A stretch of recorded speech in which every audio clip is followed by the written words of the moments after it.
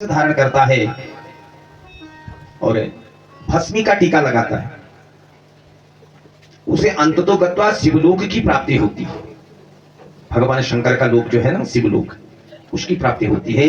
यम के दूत उसे क्या करते हैं, कभी नहीं ले जाते हैं, शिव के दूत उसे शिवलोक ले जाते हैं। सर्वप्रथम भस्मी, भस्मी कैसी होनी चाहिए यह हमें जानकारी है। जो हम शिव जी का चढ़ू एक साधारण भस्मी नहीं है, कहीं से भी लाके आप शिव जी को भस्मी चढ़ा देंगे नहीं। जानते किससे बनते हो? हमारे चूल्हे की लकड़ी की राख जो है शिव जी को नहीं चढ़ेगी। हमारे घर में जो आग जले ना, तो राख ना चढ़न शिव जी। शिव जी का चार राख जो चढ़े वो गोसा, गोसा पछाड़ जा गुप्ता को नहीं है घर में, गोसे को गोबर की, लेकिन गोबर किसका हो, गाय का। भैंस के गोबर का गोसा नहीं बनेगा। इसलिए गाय को क्या कहा गया है, गावो विश्वस्य माता रहो। संपूर्ण जगत की माता कौन है, गाय, और वह पार्वती है। देवियां कितनी है, 9। 9 में ये पता है कि एक देवी गाय भी है, पता है आपको? आप नवरात्रि का व्रत करते हैं, कभी गौरी का पूजन करते हैं, गाय का पूजन करते हैं नवरात्रि में? नहीं करते, पता ही नहीं। पहली देवी शैलपुत्री, दूसरी ब्रह्मचारिणी, तीसरा चंद्रघंटा, कुष्मांडा चौथी, स्कंद माता 5वीं, कात्यायनी 6वीं, 7वीं काल रात्रि काल का नाश करने वाली। ये शिव पुराण में वर्णन आता है इसका। महाविद्या, 10 महाविद्याओं का वर्णन जो है शिव पुराण के अंदर आता है। तारा, बगुलामुखी, काली, तो ये 10 देवियां हैं, इनका वर्णन शिव पुराण के अंदर आता है।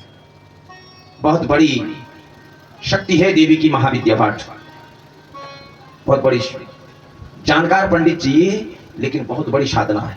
तत्काल प्रभाव से जो है इतना जल्दी कृपा करती है महाविद्या, कह नहीं सकता। बिजली बटन जैसा दबोचन है, जैसे बिजली बटन दबाओ तो लाइट जल जाती है, वैसे ही जो है इनका प्रभाव है। आगे आएगा महाविद्याओं का, 10 महाविद्याओं का वर्णन। तो यहाँ जो है 7वीं देवी कालरात्रि है, काल को मारने वाली। लेकिन 8वीं देवी कौन है, महागौरी च अष्टमम। 8वीं देवी गाय है, जिसका हमें नहीं जानकारी है। 9मम सिद्धदात्री चहो, 9वीं देवी सिद्ध को देने वाली है। लेकिन 9 देवियों में महा एक के देवी के नाम पर आगे लिखा गाय की, गौरी के नाम पर महा लगा, शेष देवियों के नाम पर महा शब्द नहीं जुड़ा।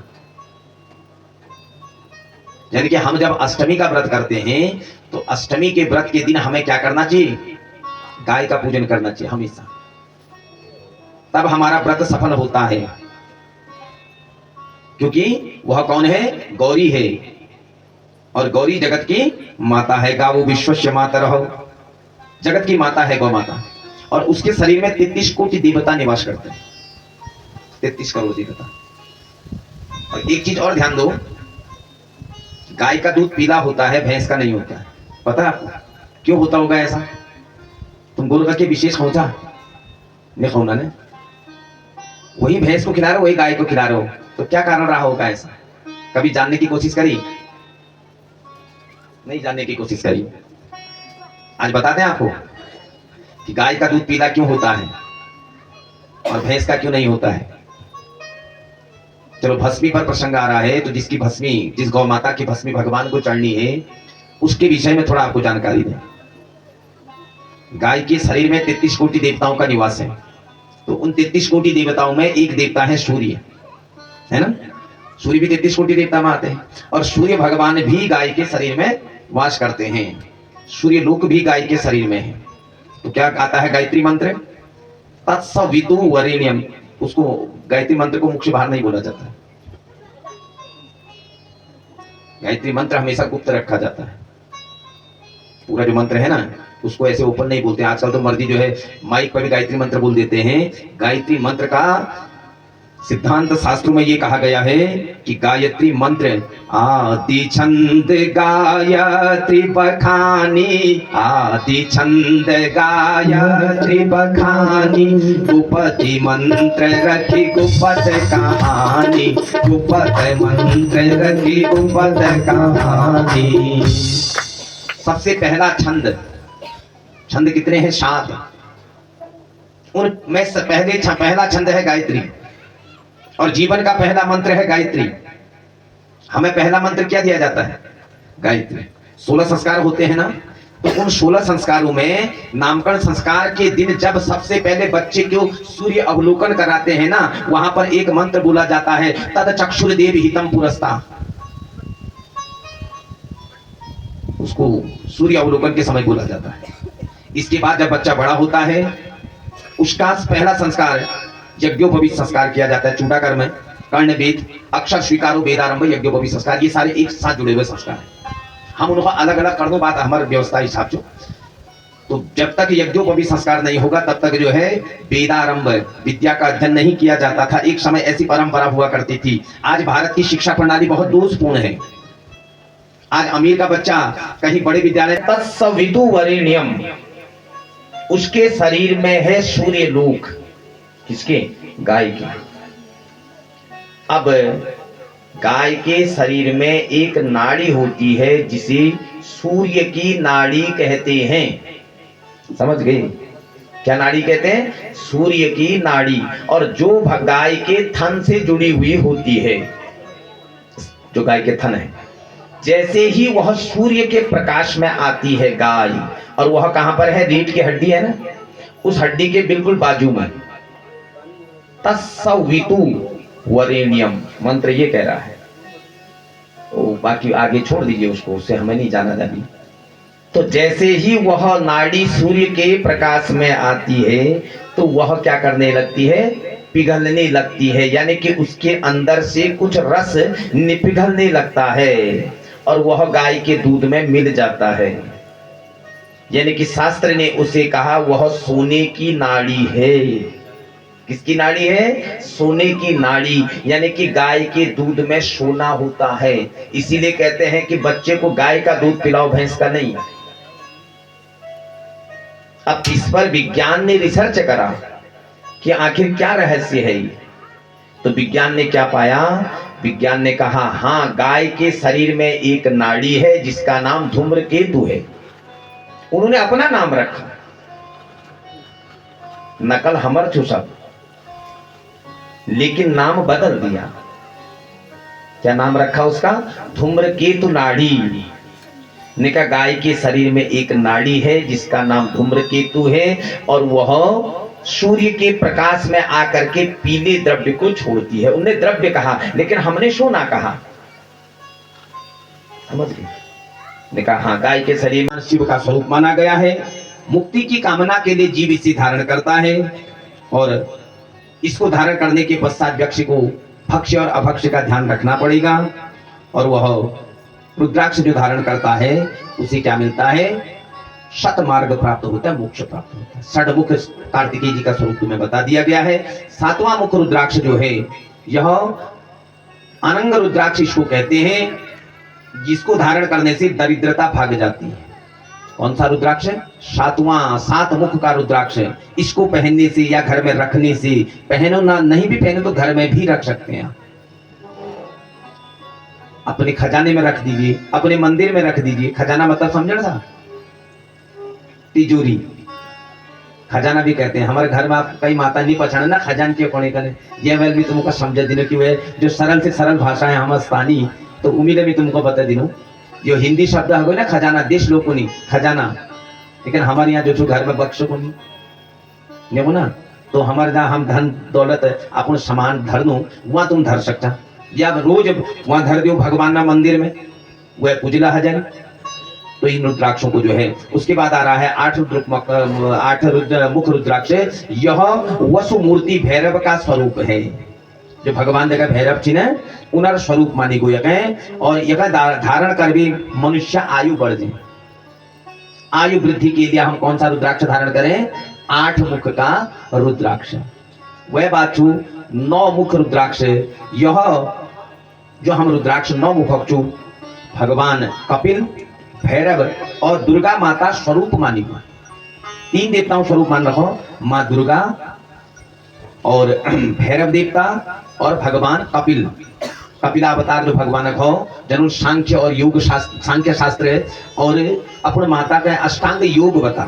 श्रीमद् भागवत में बहुत सुंदर वर्णन ये छू जब श्रीमद् भागवत कथा आदि उभर सुनला होगा अष्टांग योग के छू और खासकर माताओं जीवन में जो माता आप लोग ना तुम्हारे जीवन में अष्टांग योग बहुत प्रभाव छू कब श्रीमद् भागवत कथा सुनता तो अष्टांग योग जरूर सुनो इतने महत्व जो अष्टांग योग तो हमार खोटा पर लाखों जीव अजन समझ गए सर तो वो जीव जो छू हमार खोटा पर दबनी मरनी तो वो लगा पाप छू भाई मिल जो हाट काली का सुन ले तो मेरी पुकार जो हाट काली का सुन ले तो मेरी पुकार जो हाट काली का सुन ले तो मेरी पुकार जो हाट काली का सुन ले तो मेरी पुकार जो हाट काली का सुन ले तो मेरी फिर को सुन लो सुनी जो फिर को सुन लो रयू तेरा मारे जो हाट काली का रयू तेरो दरबार जो हाट काली का रयू तेरा दरबार जो हाट काली का रयू तेरो दरबार जो हाट काली का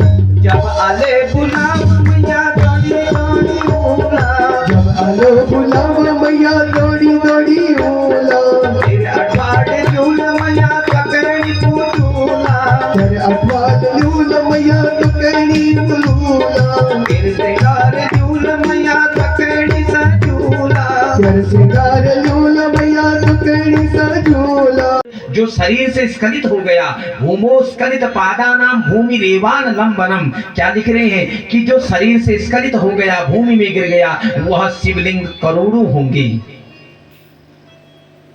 ठीक है तो इसको स्वयंभू कहते हैं इसको ज्योतिर्लिंग को अपने आप प्रकट हो गया वो आगे कथा मैं भगवन तेरी आरती मन में बसा कर तेरी मूर्ति उतारो मैं भगवन तेरी आरती हर न करो कष्ट हरो ज्ञान दो भगवन करुण करो कष्ट हरो ज्ञान दो भगवन भव में बसी नाव तेरी पार दो भगवन भव में बसी नाव तेरी तार दो भगवन दर्द की दवा तुम्हारे पास है दर्द की दवा तुम्हारे पास है मन में प्रभु तो तार दो मन में बसा कर तेरी मूर्ति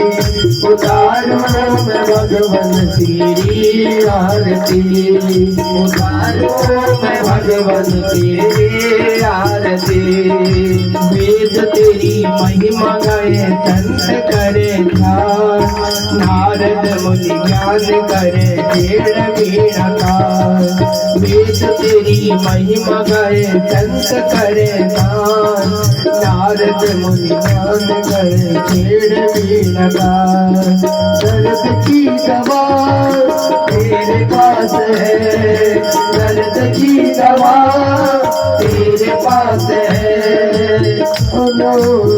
तेरी ज्ञान पे प्रभु मैं बसा करे तेरी मूर्ति उतारो मैं भगवन तेरी आरती उतारो मैं भगवत तेरी आरती उतारो मैं भगवत तेरी आरती उतारो मैं भगवत तेरी आरती मन में बसा कर तेरी मूर्ति उतारो मैं भगवत तेरी आरती उतारो मैं भगवत तेरी आरती उतारो मैं भगवत तेरी आरती उतारो मैं भगवत तेरी आरती तेरी आरती तेरी आरती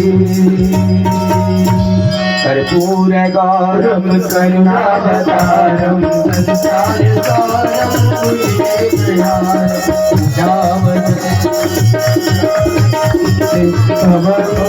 हरिनाम नमामि त्वमेव माता पिता त्वमेव बन्धु सखा त्वमेव विद्याद्रविणं त्वमेव सर्वं मम देव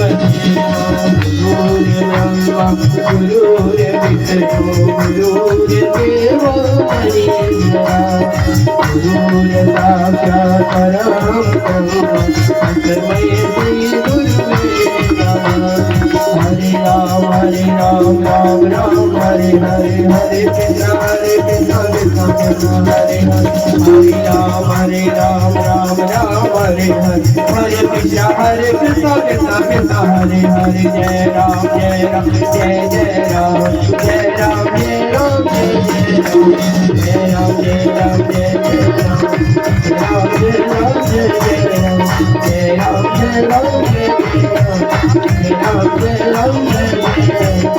राम जय राम जय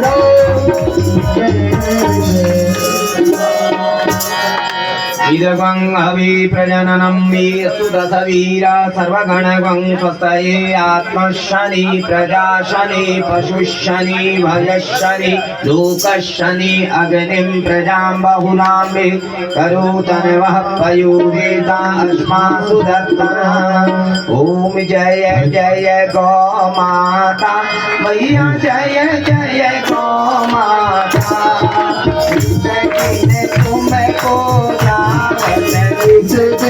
तुमको हरि से बने दाता ओम जय जय गो माता मातन समुख सुखी अब प्रकटी मैया मैया सब प्रकटी मैया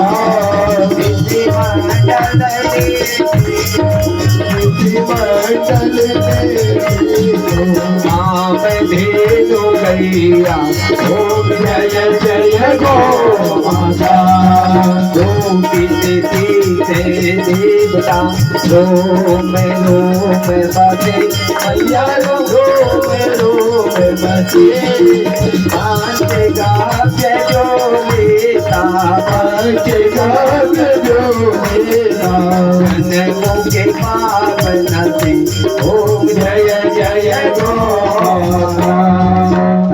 गो कलि भंडारी तू ही है भैया तू ही है भैया सरदी कहे उठी से सरदी कहे उठी से इत आंगन गैया ओम जय जय गो माता संकट के हरती भारत